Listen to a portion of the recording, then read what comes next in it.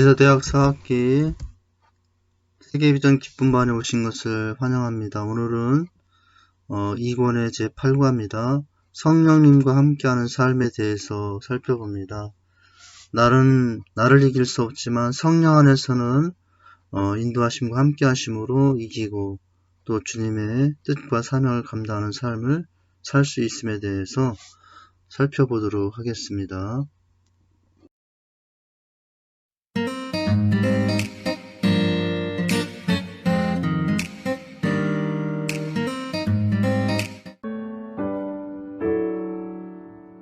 성령이 없으면 나는 항상 육체의 종이 될 수밖에 없습니다.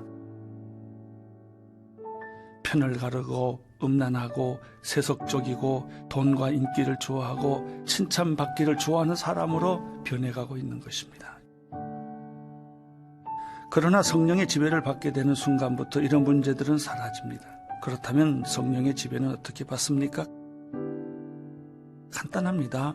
성령께서 생각하신 대로 생각하고 말씀하신 대로 말씀하고 성령께서 움직이시는 대로 움직여 따라 살면 되는 것입니다.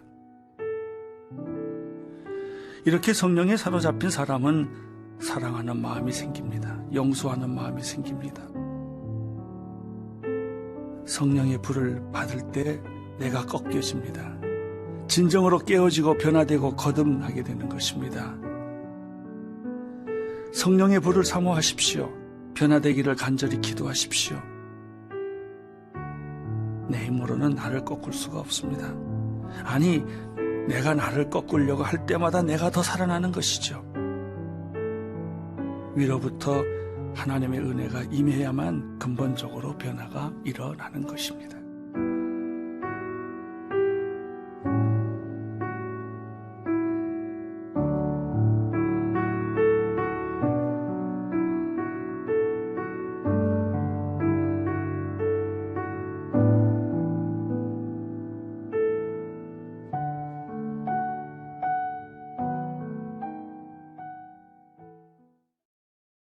다은아, 지난번에 배운 거 예수님과의 교제가 끊어지면 어떻게 해야 되지? 교제를 회복하기 위해서는 죄 고백을 통한 하나님의 용서를 받아야 된다. 역시 예수님과 생생하게 교제하려면 죄에서 떠나 성령님과 함께 있어야 해. 그래서 오늘은 성령님은 누구신지, 어떻게 하면 성령님과 풍성한 삶을 살아갈 수 있는지 알아보자. 예수님이 부활하시고 하늘로 올라가시면서 제자들에게 약속을 하셨어. 너희 안에 사실 분이 오시며 영원히 함께 계실 것이다 라고 말이지. 그분이 바로 성령님이야. 그럼 지금 제 안에 성령님이 계시는 건가요? 맞아. 이제 너는 성령님을 통해 예수님의 인격과 권위, 능력을 체험하게 될 거야. 이제 중요한 것은 부활하신 예수님께서 어떻게 내 안에 항상 살아갈 수 있는가 라는 거지. 자, 여기 보면 두 가지 그림이 있어. 세상적인 그리스도인은 자신의 인생을 자기의 힘으로 살아가려고 하지. 그러다 보면 자주 좌절과 혼란에 빠지게 돼. 반면에 예수 그리스도를 의지하며 사는 사람은 하나님이 약속하신 풍성한 삶을 살아갈 수 있어. 그러기 위해서는 영혼의 호흡을 통해 죄를 고백하고 성령 충만을 구해야 해. 영혼의 호흡이요? 그래, 영혼의 호흡. 첫 번째, 내쉼. 내쉼에는 세 가지가 있어. 하나님 앞에서 너의 죄를 동의하고 이를 용서해 주시는 하나님께 감사하며 마지막으로 태도와 행동을 바꾸는 회개가 있지. 이렇게 숨을 뱉었다면 다음은 어떻게 해야 할까? 당연히 숨을 들이마셔야겠죠? 그래, 맞아. 들이심은 너의 삶을 그리스도께 맡기고 믿음으로 성령 충만함을 받는 거야. 에베소서 5장 18절에 나오는 주님의 명령에 순종하고 요한일서 5장 14절 15절 약속의 말씀을 믿음으로 성령 충만함을 받을 수 있어. 오, 뭔가 알 것 같아요. 근데 특별히 바뀐 게 없는 것 같아요. 그렇지 않아. 성령 충만 받기 위해 기도했다면 특별한 느낌이 없어도 너는 이미 성령 충만한 거야. 하나님의 말씀을 신뢰하는 게 중요하겠네요. 그렇지. 그리스도인은 말씀을 믿음으로 순간순간 영혼의 호흡을 할 때 성령 아래서 살아갈 수 있어. 오늘부터 매일매일 너의 삶 속에서 성령 충만을 실천했으면 좋겠다.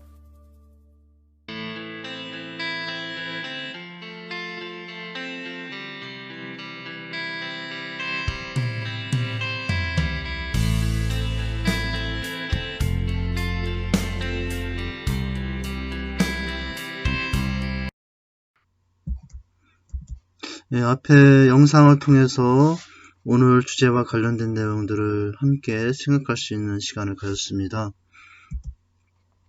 앞에 영상을 통해 함께 성령님에 대해서 살펴보았습니다. 우리가 지금까지 훈련받아 오면서 주님의 비전과 마음을 누구보다 깊이 생각하고 그 삶을 살고자 이제 소망하게 되었습니다. 그러나 그 삶은 나 자신의 지식과 경험과 결단만으로 이뤄낼 수 없습니다.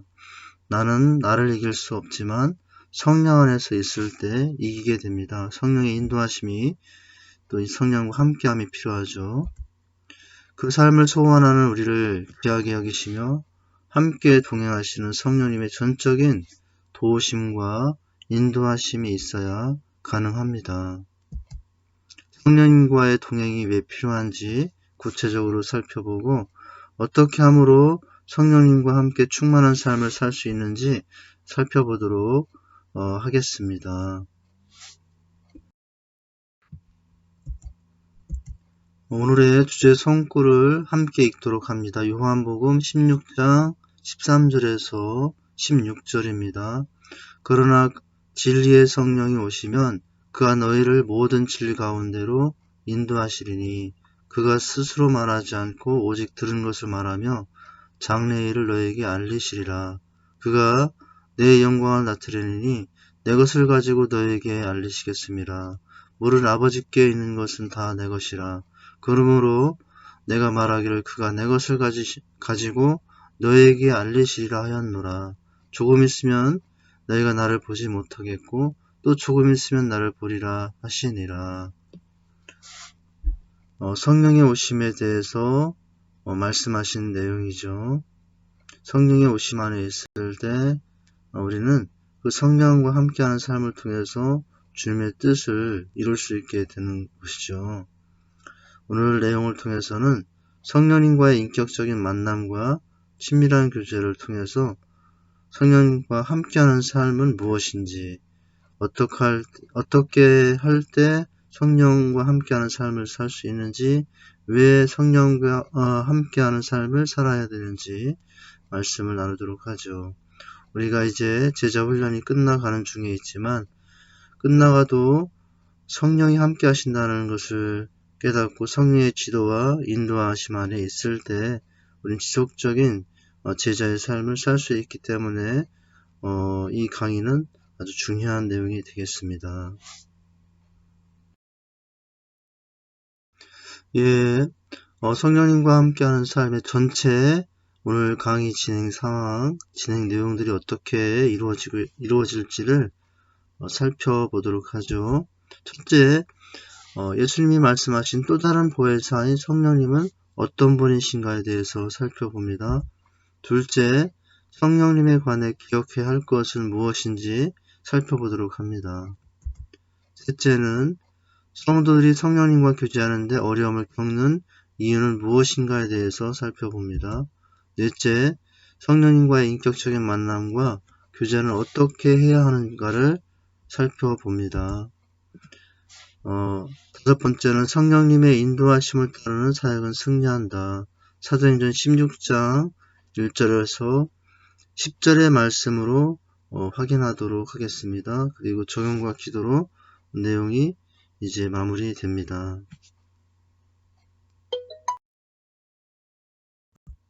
오늘의 서론을 같이 읽어보도록 하겠습니다. 오늘 영상의 내용으로 읽어도 되겠고요. 여러분 가지고 계신 교재의 서론을 같이 읽어도 되겠습니다. 어느 월요일 아침 승용차를 타고 가던 중에 길을 가는 한 자매가 눈에 띄었다. 그때 성령께서 자매에게 복음을 전하는 감동을 주셨다. 하지만 1차선 도로였기에 도저히 차를 세울 염두가 나지 않았다. 아침 출근길에 달리던 차를 갑자기 세웠다가는 어떤 상황이 발생할지 불보듯 뻔했다. 비록 마음은 무거웠지만 그대로 지나쳤다. 그런데 그 다음 날에도 똑같은 일이 일어났다. 차를 세우기 난감해서 그냥 지나칠 수밖에 없었다. 그날 하루는 일이 손에 잡히지 않을 정도로 괴로웠다. 수요일 새벽에 하나님께 무릎을 꿇었다. 기도한 후 오늘은 반드시 말을 걸어봐야겠다고 결심했다. 그러나 그 자매는 보이지 않았다. 그 다음 날도 마찬가지였다. 금요일 아침 드디어 그 자매가 눈에 띄었다. 차의 속도를 최대한 줄이고 창문을 내리며 단도직입적으로 외쳤다. 자매님, 일요일 날 교회 갑시다. 그러자 자매는 네 라고 즉시 대답했다. 어디 사세요? 어느 아파트요? 10시 40분에 데리러 갈 테니 그때 봐요. 순식간에 일어난 일이었다. 결국 자매는 주일날 교회에 나와 예수님을 인생의 주인으로 영접했다. 후에 자매는 저는 그때 삶을 마감하려고 약을 모으고 있었습니다. 라고 간증했다. 성령님은 우리를 영혼 구원의 길로 인도하신다. 한 영혼이 천하보다 귀하다 하지 않았던가.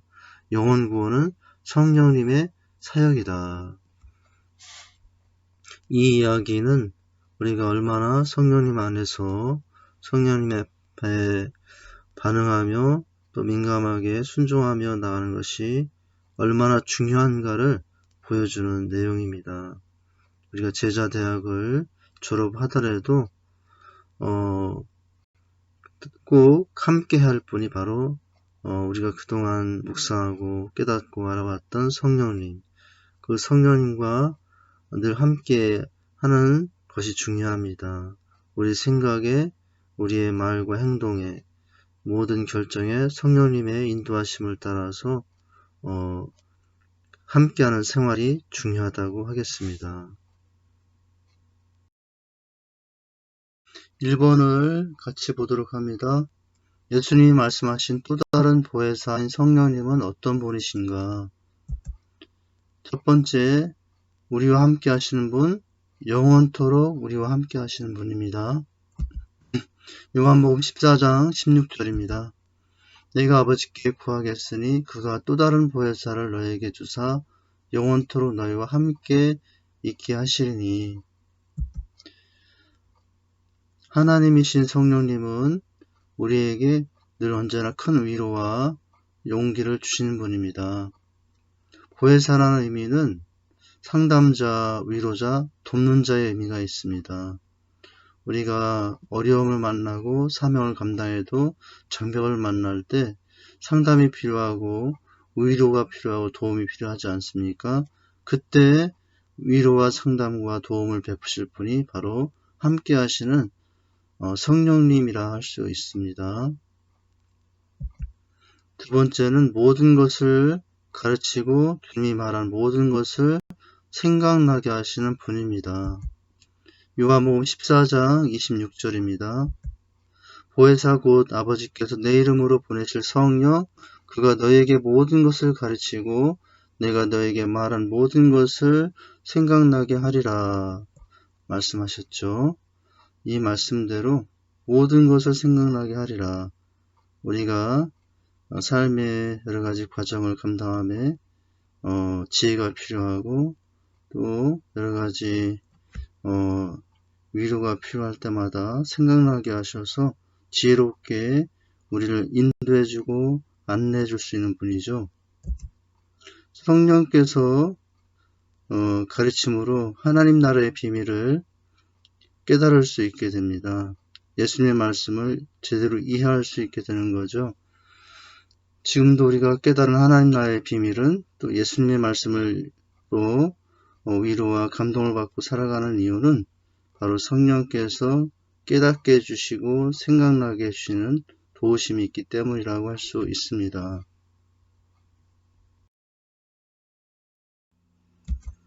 세 번째, 또 성령님은 어떤 분이신가요? 예수님 말씀하신 또 다른 보혜사인 성령님은 세 번째, 예수님을 증언하시는 분입니다.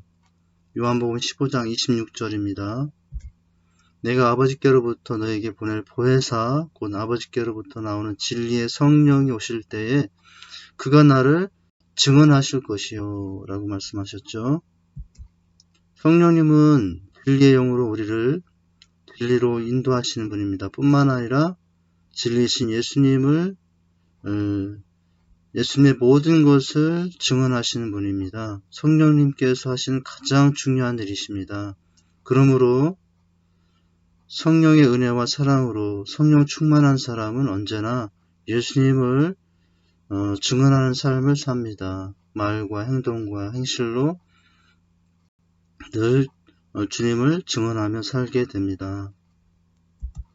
네 번째는 어떤 분이실까요? 죄와 의와 심판에 대하여 세상을 책망하시는 분입니다. 요한복음 16장 18절 말씀입니다. 그가 와서 죄에 대하여 의에 대하여 심판에 대하여 세상을 책망하시리라. 죄와 의와 심판에 대해서 책망하십니다. 물론 위로와 격려를 주시죠. 그러나 그뿐만 아니라 죄와 의와 심판에 대해서 책망하시는데요. 책망을 달게 받는 사람이 성숙한 사람, 그 사람이 성령 충만한 사람이라고 할 수 있습니다. 우리가 죄에 대해서 깨닫고 의에 대해 소망하고 심판을 예비하며 사는 것은 예수께서 보내신 성령님의 인도하심이 있고 또 감동하심이 있기 때문이라고 할 수 있습니다. 예수님께서 보내신 또 다른 보혜사이신 성령님이 하시는 일, 다섯 번째는 진리와 장래일을 알게 하시는 분이라는 것입니다. 요한복음 16장 13절입니다. 그러나 진리의 성령이 오시면 그가 너희를 모든 진리 가운데로 인도하시리니 그가 스스로 말하지 않고 오직 들은 것을 말하며 장래일을 너희에게 알리시리라. 성령님은 진리 자체이신 예수께 언제나 우리를 인도하시고 계십니다. 또한 성령께서 하시는 가장 중요한 일은 예수를 드러내시는 일입니다. 진리와 장래일을 알게 하시며 오직 예수님을 증거하시는 분이십니다. 여섯 번째는 주의 영광을 나타내시는 분입니다. 요한복음 16장 14절입니다. 그가 내 영광을 나타내니 내 것을 가지고 너희에게 알리시겠습니다. 성령님은 자신을 나타내시는 것이 아니라 예수님을 나타내시는 분입니다. 성령님은 자신이 아니라 특별히 예수 그리스도의 영광을 온 세상에 나타내시고 계십니다. 그러면서도 성령님은 또 자신을 드러내지 않으시는 분이죠. 예수님이 말씀하신 또 다른 보혜사인 성령님은 어떤 분이신가? 마지막 일곱 번째는 복음의 증인들에게 능력을 주시는 분입니다. 누가복음 24장 48절에 49절 말씀입니다. 너희는 이 모든 일의 증인이라 볼지어다 내가 내 아버지께서 약속하신 것을 너희에게 보내리니 너희는 위로부터 능력으로 입혀올 때까지 이 성에 머물라 하시니라 라고 말씀하셨죠.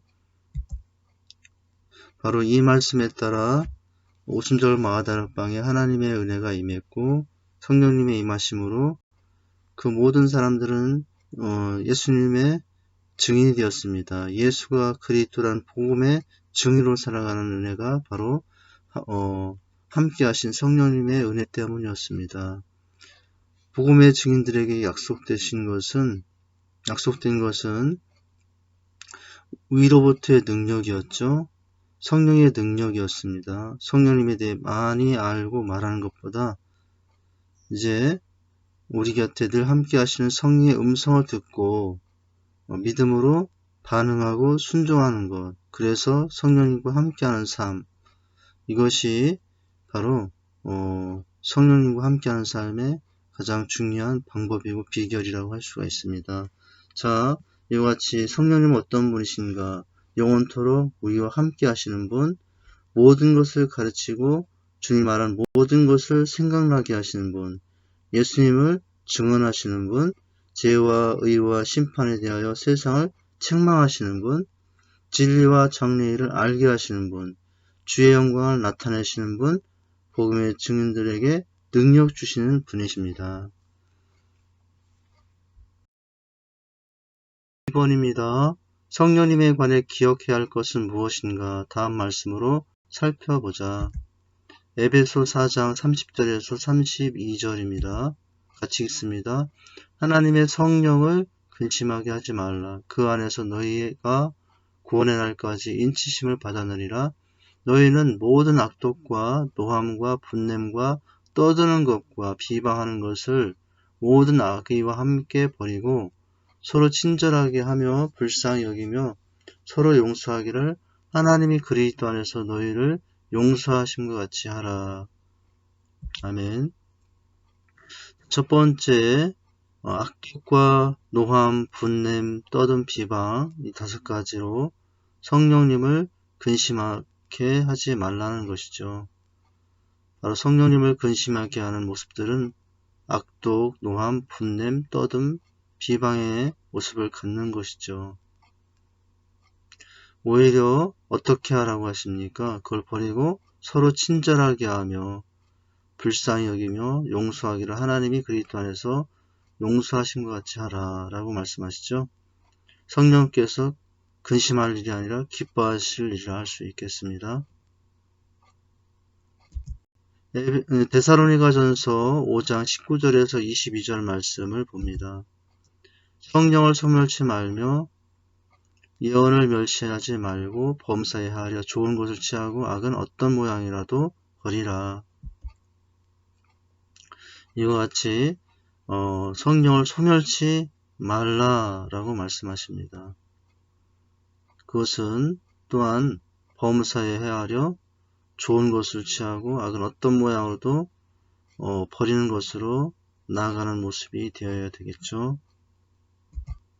에베소 5장 18절입니다. 술 취하지 말라. 이는 방탕한 것이 오직 성령으로 충만함을 받으라. 성령 충만을 받으라 하십니다. 성령 충만은 우리 안에 내주하시는 성령이 우리의 삶, 즉 생각과 언어와 행동을 온전하게 지배하고 인도하는 상태입니다. 성령 충만해야 진정한 능력 있는 삶을 살 수 있게 되는 것이죠.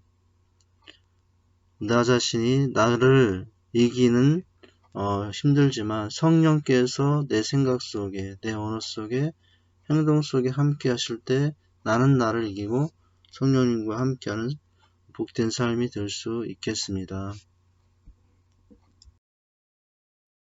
세 번째입니다. 성도들이 하나님과 교제하는데, 성령님과 교제하는데 어려움을 겪는 이유는 무엇인가?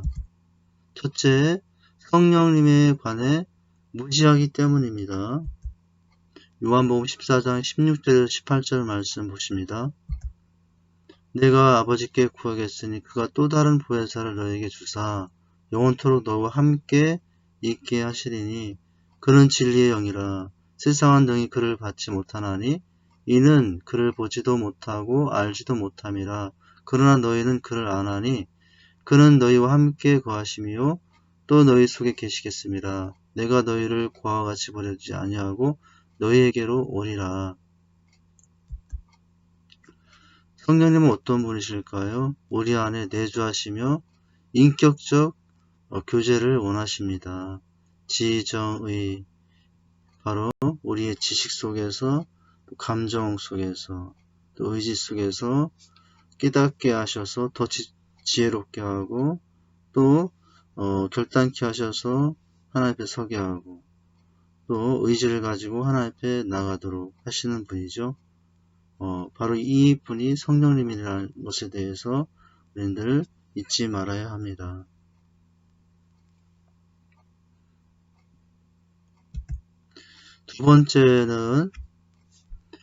두 번째 성도들이 성령님과 교제하는데 어려움을 겪는 이유는 무엇일까요?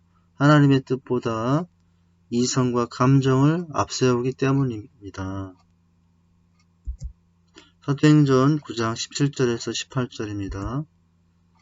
아나니아가 떠나 그 집으로 들어가서 그에게 안수하여 이르되 형제 사울아, 주 곧 내게 오는 길에서 나타나셨던 예수께서 나를 보내어 너로 다시 보게 하시고 성령으로 충만하게 하신다 하니 즉시 사울의 눈에서 비늘 같은 것이 벗어져 다시 보게 된지라 일어나 세를 받고.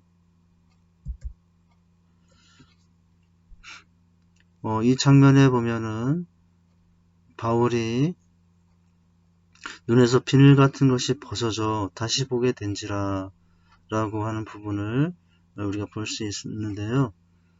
바로 이 비늘 같은 것이 벗어져 다시 보게 됐다는 것은 사도 바울의 삶에 편견이 있었고 그 편견이 벗겨지자 보는 눈이 열리고 또 예수님을 보게 되는 장면을 이제 생각할 수 있습니다.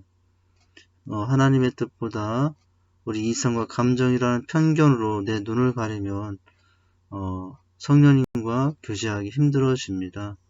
우리가 가졌던 또 잘못된 세상적인 어떤 편견, 그런 시각들을 하나님 말씀 안에서 내려놓는 것이 필요합니다. 전적으로 또 사모함으로 나가는 것이 필요합니다.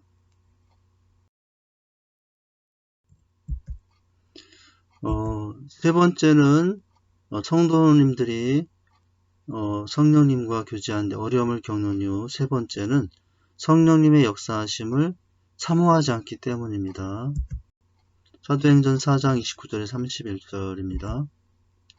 주여 이제도 그들의 위협함을 굽어봅시고 또 종들로 하여금 담대히 하나님의 말씀을 전하게 하여 주시오며 손을 내밀어 병을 낫게 하시었고 표적과 기사가 거룩한 종 예수의 이름으로 이루어지게 하옵소서 하더라.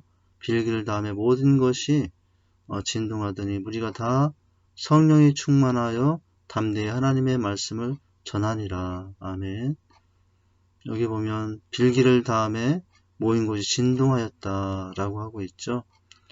다 성령 충만하여 하나님을 말씀을 담대히 전했다라고 했죠. 바로 빌기를 다하는 장면 속에서 우리가 생각할 수 있는 모습은 하나님의 역사하심을 사모하는 장면인 것이죠. 이 사모함이 있을 때 진동의 역사가 성령 충만함의 역사가 있었다고 하는 것입니다. 늘 우리의 모든 사역을 감당함에 있어서 우리의 힘과 정성과 눈물과 땀으로 감당할지라도 그 속에 성령님의 역사하심이 있기를 항상 사모함으로 크고 작은 모든 일들을 감당할 수 있어야 합니다. 성령님을 인정하고 모든 것에 환영하며 사모할 수 있어야 합니다. 그리고 또 한 가지 어려움을 겪는 이유, 성도들이 성령님과 교제하는데 어려움을 겪는 또 하나의 네 번째 이유는 말씀과 기도 생활에 소홀하기 때문입니다. 성령님은 말씀 속에서 기도 속에서 또 자신을 나타내시고 말씀하시기 때문이죠. 디모데전서 4장 5절 말씀입니다. 하나님의 말씀과 기도로 거룩하여짐이라. 자, 성령님의 거룩하심의 은혜는 하나님의 말씀과 함께할 때 또 하나님께 기도할 때 주신 은혜라고 할 수 있습니다.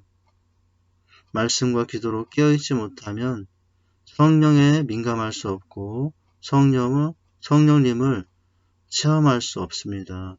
직분과 상관없이 성령 충만하지 못하면 육신적이 되고 인본주의가 됩니다.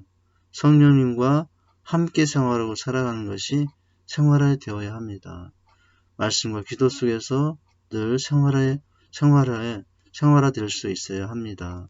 이와 같이 일반적으로 성도들이 성령님과 교제하는데 어려움을 겪는 이유는 성령님에 대해서 무지하기 때문이고 그로 인하여 또 무시하기 때문이죠.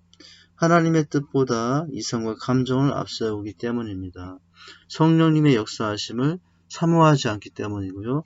말씀과 기도 생활에 소홀하기 때문입니다.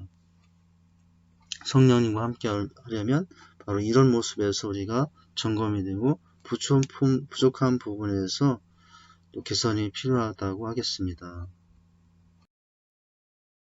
번째입니다. 성령님과 인격적인 만남과 교제는 어떻게 해야 하는가? 첫 번째는 성령님과 교제하기를 간절히 사모하라는 것입니다. 에레미야 29장 13절 말씀입니다. 너희가 온 마음으로 나를 구하면 나를 찾을 것이요 나를 만나리라. 사모함을 의미하고 있죠.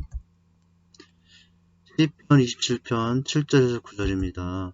여호와여 내가 소리내어 부르짖을 때 들으시고 또한 나를 긍휼히 여기사 응답하소서. 너희는 내 얼굴을 찾으라 하실 때에 내가 마음으로 주께 말하되 여호와여 내가 주의 얼굴을 찾으리이다 하였나이다.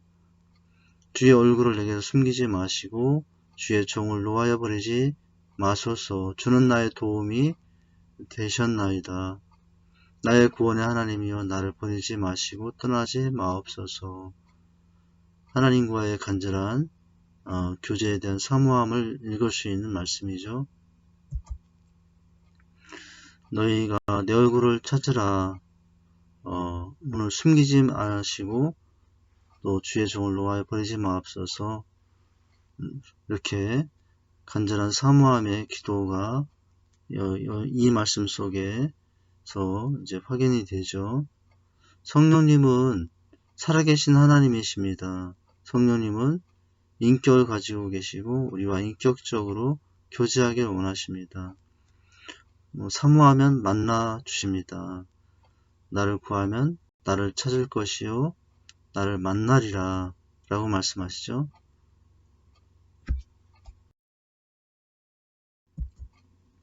성령님과 인격적인 만남과 교제는 어떻게 해야 하는가? 두 번째는 말씀과 기도를 통해 성령님과 대화를 나누는 것이죠. 사모함을 가질 때 이제는 말씀과 기도 속에서 만나는 것입니다. 사도행전 10장 9절에서 16절입니다. 이튿날 그들이 길을 가다가 그 성에 가까이 갔을 그 때에 베드로가 기도하려고 지붕에 올라가니 그 시각은 제6시더라. 그가 시장하여 먹고자 하며 사람들이 준비할 때에 황홀한 중에 하늘이 열리며 한 그릇이 내려오는 것을 보니 큰 보자기 같고 네 귀를 메어 땅에 들이웠더라. 그 안에는 땅에 있는 각종 네 발 가진 짐승과 기는 것과 공중 난 것들이 있더라. 또 소리가 있으되 베드로야 일어나라 잡아먹으라 하거늘 베드로가 이르되 주여 그럴 수 없나이다. 속되고 깨끗하지 아니한 것을 내가 결코 먹지 아니하였나이다 한데 또한 두 번째 소리가 있으되 하나님께서 깨끗하게 하신 것을 내가 속되다 하지 말라 하더라. 이런 일이 3번 있은 후 그 그릇이 곧 하늘로 올려져 가니라. 우리는 성령의 충만한 임재를 사모해야 합니다. 말씀과 기도 속에서 사모할 때 만나 주시죠. 성령님과의 깊은 교제 속에 들어가기를 사모해야 됩니다. 말씀과 기도 속에서 성령님을 만날 수 있습니다. 오늘 베드로에게 임하셔서 말씀하시는 하나님 성령님의 모습을 확인할 수 있죠. 일어나 잡아먹으라 하거늘 베드로는 그럴 수 없나이다. 또 말씀하실 때 하나님께서 깨끗하신 것을 속되다 하지 말라 라고 하시면서 대화하시는 모습을 확인할 수 있습니다. 우리가 사모하되 이 말씀 안에서 또 말씀 붙잡고 기도하면서 하나님 앞에 더 나가는 그래서 성령님과 대화하고 교제하는 모습이 있어야 합니다. 그럴 때 나를 이기고 또 환경을 이기고 세상을 이기며 믿음의 사명을 감당할 수 있게 되는 것이죠. 요한계시록 3장 22절 말씀입니다. 귀 있는 자는 성령의 교회들에게 하신 말씀을 들을지어다 라고 하시죠. 말씀을 들으라. 말씀과 기도를 통해 이렇게 성령님과 대화를 나눌 수 있습니다. 성령님은 말씀을 통해서 우리에게 말씀하시고요. 또 우리는 기도를 통해서 성령님과 대화할 수 있는 것입니다.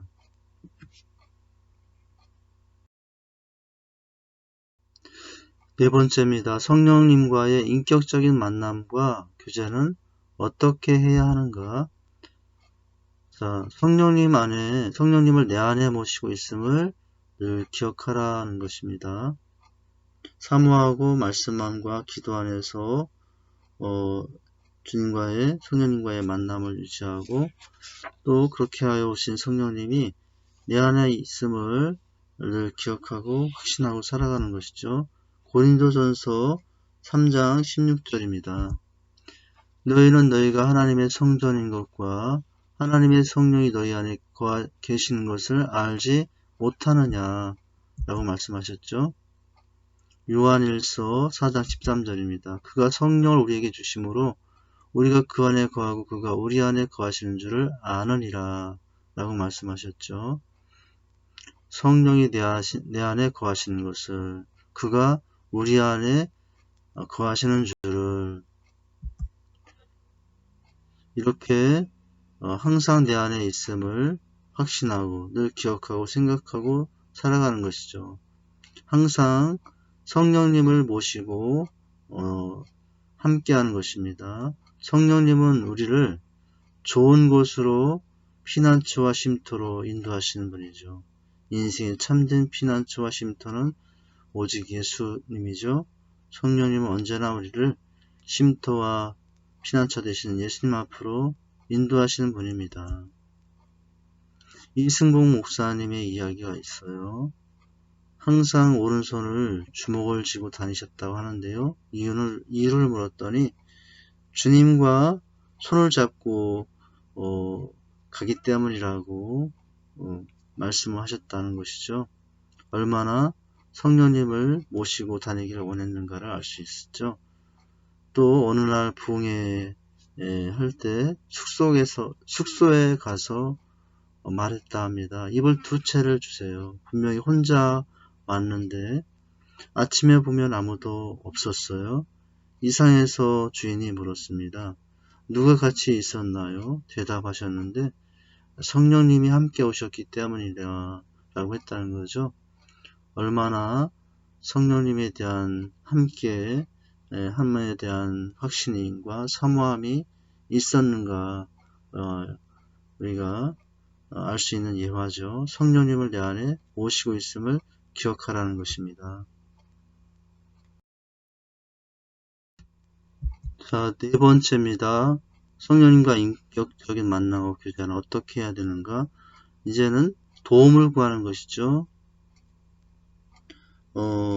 사모하고 특별히 말씀과 기도 속에서 만남과 대화를 갖고, 또 늘 언제나 어느 곳에서나 함께 모시고 살되 어떻게 해야 됩니까? 도움을 또 구한다고 하는 것이죠. 로마서 8장 26절 말씀입니다. 이와 같이 성령도 우리의 연약함을 도우시나니 우리는 마땅히 기도할 바를 알지 못하나 오직 성령이 말할 수 없는 탄식으로 우리를 위하여 친히 간구하시니라 라고 말씀하셨죠. 사도행전 4장 31절입니다. 빌기를 다음에 모인 곳이 진동하더니 우리가 다 성령이 충만하여 담대히 하나님의 말씀을 전하니라. 로마서 8장을 통해서 언제나 우리를 위해서 기도해 주시고 계시지 않습니까? 또 언제나 그 기도의 진동으로 역사하시고 응답하시며 또 우리를 복음의 증인으로 세우시고 있지 않습니까? 로마서와 사도행전 속의 일은 다 성령께서 도와주셔서 나타난 하나님의 은혜죠. 우리에게도 이와 같은 성령님의 도우심이 늘 필요하고 늘 간절하다고 할 수 있죠. 도움을 받기 위해서 우리는 더욱더 기도의 무릎을 강하게 해야 합니다. 성령님은 기도할 때 우리의 연약함을 도우시기 때문이죠. 우리는 성령님께 항상 나를 도와주세요 라고 겸손하게 언제든지 어느 때든지 구하며 나갈 수 있어야 합니다. 이와 같이 성령님과 인격적인 만남과 교제를 하기 위해서는 어떻게 해야 하는가? 첫 번째는 사모함을 갖는다 라고 했습니다. 성령님과 교제하기를 간절히 사모하라. 두 번째는 사모하되 말씀과 기도를 통해서 교제를 한다라는 것이죠. 더 나아가서는 그와 같은 은혜를 가지고 우리 안에 늘 함께하고 있음을, 모시고 있음을 기억하고 살아가는 것이고요. 또 그와 더 나아가서는 함께하고 있는 그 성령님께 항상 겸손하게 도움을 구하고 또 순종하는 삶이 필요하다고 할 수 있어요. 그럴 때 우리는 성령님과 인격적인 교제 속에서 나를 이기고 또 세상을 이기고 환난을 이기고 믿음의 길을 갈 수 있게 되는 것이죠. 마지막 다섯 번째는 성령님과 친밀하도록 항상 은혜 안에 거한다고 하는 것입니다. 시편 25편 14절입니다. 여호와의 친밀하심이 그를 경외하는 자들에게 있으며 그의 언약을 그들에게 보이시리로다 라고 말씀하셨죠. 요한복음 14장 26절입니다. 보혜사 곧 아버지께서 내 이름으로 보내실 성령 그가 너에게 모든 것을 가르치고 내가 너에게 말한 모든 것을 생각나게 하리라 라고 말씀하셨죠. 성령님을 소멸치 말라는 것입니다. 성령님은 인격자이시죠. 늘 환영하고 인정할 때 우리가 더 친밀해질 수 있습니다. 두 번째, 성령님은 부정적인 생각, 언어말, 음란, 유행, 원망, 불평하면 소멸이 됩니다. 성령님을 무시하면 성령의 역사가 소멸이 되죠. 그래서 우리가 사모하고 말씀과 기도 안에서 도움을 구하며 살 때 항상 주의할 것은 성령을 소멸치 않도록 우리 삶의 여러 가지 부분들을 잘 관리하고 늘 주님 성령께서 원하시는 삶의 모습을 지속해 가는 것이 중요하다고 할 수 있습니다. 다섯 번째입니다. 성령님의 인도하심을 따르는 사역은 승리한다. 사도행전 16장 1절에 10절의 말씀으로 확신하라. 사도행전 16장 1, 2절 말씀 먼저 봅니다. 바울이 더베와 르스드라에도 이르매 거기 디모데라 하는 제자가 있으니 그 어머니는 믿는 유대 여자요 아버지는 헬라인이라. 디모데는 르스드라와 이고니온에 있는 형제들에게 칭찬받는 자니. 성령께서 바울에게 잘 훈련된 동역자인 젊은 디모데를 붙여주셨습니다. 사도 바울의 동역자로 붙여주셔서 부족함이 없도록 함께해 주셨습니다. 사도행전 16장 3절을 봅니다. 바울이 그를 데리고 떠나고자 할새 그 지역에 있는 유대인으로 말미암아 그를 데려다가 할례를 행하니 이는 그 사람들이 그의 아버지는 헬라인인 줄 다 알미러라. 바울은 성령님의 인도 안에서 디모데를 할례받게 하셨습니다. 바로 성령께서 주신 지혜였다라고 할 수 있죠. 그래서 유대인에게도 어제 문을 열고 함께 그들과 소통할 수 있는 길을 지혜롭게 열으셨다고 할 수 있습니다. 사도행전 16장 4절 5절입니다. 여러 성으로 다녀갈 때에 예루살렘에 있는 사도와 장로들이 진정한 규례를 그들에게 주어 지키게 하니 이에 여러 교회가 믿음이 더욱 굳건해지고 수가 날마다 늘어가니라. 이렇게 성령께서 수가 날마다 더하는 부흥을 허락하신 것이다 라고 할 수 있습니다.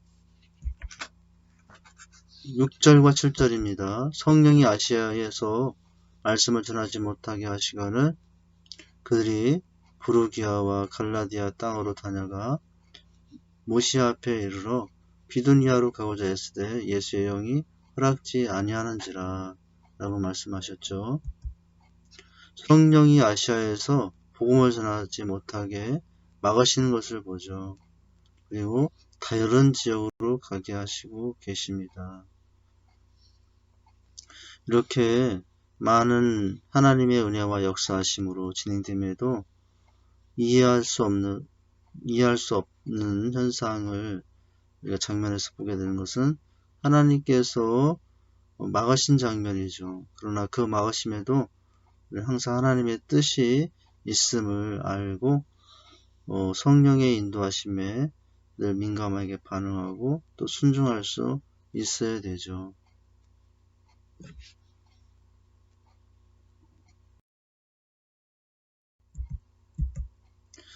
8절에서 10절을 봅니다. 무시아를 지나 드로아에 내려갔는데 밤에 환상이 바울에게 보이니 마게도네 사람 하나가 서서 그에게 청하여 이르되 마게도네로 건너가서 우리를 도우라 하거늘 바울이 그 환상을 보았을 때 우리가 곧 마게도네로 떠나기를 힘쓰니 이는 하나님이 저 사람들에게 복음을 전하라고 우리를 부르신 줄로 인정함이로라. 자신의 열정이 성령의 뜻을 가르쳐서는 안 되죠. 섬길 때 내 열정과 내 계획보다 항상 성령님의 원하심과 계획하심이 먼저입니다. 나의 열매가 아니라 성령의 열매가 항상 목적이 되어야 합니다. 그럴 때 상은 또 주님이 허락하시는 것이죠. 오늘 보니까 바울에게 임했던 모든 하나님의 은혜는 또한 바울이 모든 일을 감당함에 있어서 성령님의 인도하심에 항상 순종하는 모습이 있기 때문입니다. 복음 전하는 것 외에는 아무런 소망이 없다 할 정도로 바울에겐 대단한 열정이 있었지만 항상 자신의 열정과 자신의 계획보다 하나님의 원하심, 성령의 뜻이 먼저였고 또 그 앞에서는 언제나 과감하게 또 결단에 있게 순종하고 따라가는 모습이 있었기 때문이죠. 바로 그래서 사람이 계획한 열매가 아니라 하나님께서 계획하신 많은 열매들이 그 생활 속에 그 헌신 속에 있을 수 있었던 이유였던 것이죠. 자, 우리가 이제 제자 대학을 훈련을 이제 마쳐가는 중에 있는데 바로 내가 훈련을 마쳤어도 내가 이 과정을 거친 것이 내 자랑이 아니고 또 내 지식만 쌓는 과정이 아니라 오히려 나를 더 하나님 앞에 내려놓고 또 내어놓고 문을 열므로 성령님의 뜻에 하나님의 뜻에 민감하게 순종하며 살아가는 것 바로 우리 이 양육 훈련의 결론의 모습이라고 할 수 있습니다. 그래서 그런 삶이 될 때 훈련을 마친 후에도 늘 이렇게 함께 하시는 성령님과 동행할 때 하나님의 뜻을 이루고 하나님의 영광을 드러내는 우리의 삶이 될 것이라는 거죠. 자, 5번 성령님의 인도하심에 따른 사역은 승리한다라는 것이죠. 1절에서 10절 사도행전 16장의 내용을 살펴보았지 않습니까? 사람을 붙여주시고 도와주시죠. 지혜를 주시기도 하고요. 수가 날마다 더하는 부흥도 주셨습니다. 때로는 막힘도 있었지만 그러나 더 좋은 것을 열으시고자 하는 하나님의 인도하심이었어요. 바울은 그 인도하심에 민감하게 또 결단이 있게 순종하며 주님의 뜻을 이루고 영광을 드러내는 삶이 되었습니다. 우리의 모든 삶과 섬김을 통해서도 바로 성령님의 인도하심에 나를 맡기고 나아감으로 이런 귀한 열매와 영광들이 넘치길 소망합니다. 적용과 나눔입니다. 적용. 이번 과의 가르침에서 새로 깨달은 것과 적용하여 실천하고자 하는 것을 기록한 후 서로 나누어 보자. 오늘 성령님과 함께하는 삶. 나는 나를 이길 수 없지만은 성령님과 우리 생각 속에서, 마음 속에서, 또 우리의 행실 속에서 함께할 때 우리는 이길 수 있다. 또 주님의 뜻을 이루며 살아갈 수 있다는 것을 살펴보았죠. 첫 번째는 예수님이 말씀하신 또 다른 보혜사인 성령님은 어떤 분이신가에 살펴봤습니다. 영원토록 우리와 함께 하시는 분, 모든 것을 가르치고 주님 말한 모든 것을 생각나게 하시는 분입니다. 예수님을 증언하시고 나타나시는 것을 가장 중요하게 여기시는 분이고요. 죄와 의와 심판에 대하여 세상을 책망하시는 분입니다. 진리와 장래의 일을 알게 해주시는 분이요. 주의 영광을 나타내시는 분이시고 복음의 증인들에게는 능력을 주시는 분임을 깨달았어요. 이러한 성령님에 대해서 우리가 주의해야 될 것, 또 기억해야 될 것이 무엇이었습니까? 성령님을 우리의 부정한 삶으로 근심하지 말게 하라는 것이죠. 그의 성령을 소멸치 말게 하고 항상 성령의 충만함으로 살아갈 수 있어야 된다고 했습니다. 세 번째는 성도님들이 성령님과 교제하는데 어려움을 겪는 이유는 성령님에 관해서 무지하기 때문이고 그에 무시하기 때문이기도 하고요. 하나님의 뜻보다 이성과 감정을 앞세우기 때문입니다. 성령님의 역사하심에 사모하지 않기 때문이고 말씀과 기도 생활에 소홀하기 때문이라고 했어요. 자, 그런 어려움을 겪지만 성령님과 어떻게 할 때 또 인격적인 만남과 교제는 이루어질 수 있는가? 성령님과 교제하기를 사모하라고 했습니다. 그러나 그 사모함은 말씀과 기도를 통해서 나갈 때라고 했어요. 그리고 그렇게 해서 만난 성령님을 항상 우리 삶의 생각과 모든 상황 속에서 모시고 살아가면서 도움을 받는 것이고요. 그래서 항상 성령님과 친밀하도록 은혜 안에 거하라고 했습니다. 이제 우리가 마지막으로 성령님의 인도하심에 따른 사역, 사도행전 16장의 바울의 사역의 승리에 대해서 성령님이 함께 하심이었다는 것을 살펴보았었죠. 동역자를 붙여주시는 성령님, 그리고 또 지혜를 주시는 성령님, 수를 더하게 하시는 성령님, 그리고 때는 막으시지만 그 막으심 안에 더 크신 계획을 가지시고 우리를 인도하시는 분, 이렇게 살펴볼 수 있었습니다. 바로 그와 같은 부분들을 각자의 삶에 적용하여 기록하시면 되겠습니다. 기도입니다. 성령님과 함께하는 삶이도록 간절히 부르짖고 기도하면 됩니다. 이렇게 강의는 마치게 되었지만 더 중요한 시간은 강의 후에 주어지는 또 다른 일주일의 삶이라고 했습니다. 나와 하나님과의 만남, 매일매일의 술박의 삶이 더 소중하다고 했습니다. 특별히 교제 예습과 큐티, 암송 전도, 모임, 성경 읽기, 기도, 독후감 이런 부분들에 대해서 더 세밀하게 적용하시고 기록도 하시고 점검도 하시며 한 주간을 지낼 수 있기를 바랍니다. 이제 필독서 하나 남았습니다. 제자면 세계비전.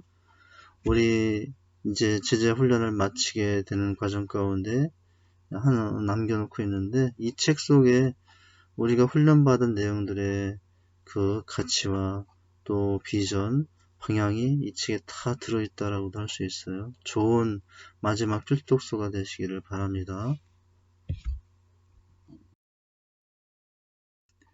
다음 강의 안내인데요. 우리가 이제 1, 2, 3, 4학기의 마지막 강의 내용이 되겠습니다. 꿈에도 소원은 재생산 국어를 준비하시면 됩니다. 그리고 다음 주까지 필독서 독후감도 함께 제출해 주시면 감사하겠습니다. 감사합니다. 지금까지 수고하셨습니다. 두 날개로 날아오는 건강한 교회를 세우는 세계의 비전의 기쁨 반 중에 있죠. 전 세계 곳곳에 재생산 사역자를 세워 건강한 셀을 확장하며 모든 민족을 제자로 삼고자 합니다. 부르심에 순종하여 세계의 비전을 이루기 위해 초지일관 달려가는 제자는 세계의 비전의 기쁨이 충만합니다. 기도하겠습니다. 하나님 감사합니다. 오늘 성령님과 함께하는 삶에 대해서 살펴보았습니다. 우리가 훈련과 야육을 받았지만 또 나름대로 결단하고 아버지 앞에 서 있지만 그러나 성령님이 함께 해주지 아니하면 우리는 결코 우리를 이길지 못하는 연약함이 또한 우리 안에 있음을 고백하게 됩니다. 하나님께서 지금까지 양육하시고 또 말씀 안에서 우리에게 주신 비전과 소망을 감당하기 위해서 보혜사이신 성령님과 함께하는 삶이 될 수 있도록 우리의 마음과 생각을 열고 우리 삶의 현장에 늘 성령님을 모시고 생활할 수 있도록 도와주시옵소서. 그래서 성령님의 깨닫게 하심과 또 가르치심과 인도함 안에서 주신 마음과 또 은혜와 사랑을 가지고 승리하기를 원합니다. 주님과의 인격적인 만남과 교제, 늘 말씀과 기도 속에서 이루어지게 하시고 그 안에서 우리의 모든 연약함이 벗어지고 또 우리의 모든 아픔과 슬픔까지 주님 주신 위로 가운데 더 복된 것으로 나가는 은혜를 허락해 주시옵소서. 성경의 모든 역사 속에 모든 하나님의 사람들 속에 함께했던 그 성령님이 오늘날 나에게도 함께 하시는 분인 줄 믿습니다. 성령님의 인도하심에 나를 맡기며 또 내 모든 계획을 맡기고 그 앞에 순종하는 삶으로 달려가는 저희의 삶이 되게 해 주시옵소서. 예수님 이름으로 기도하옵나이다. 아멘. 다음 강의 시간에 뵙도록 하겠습니다.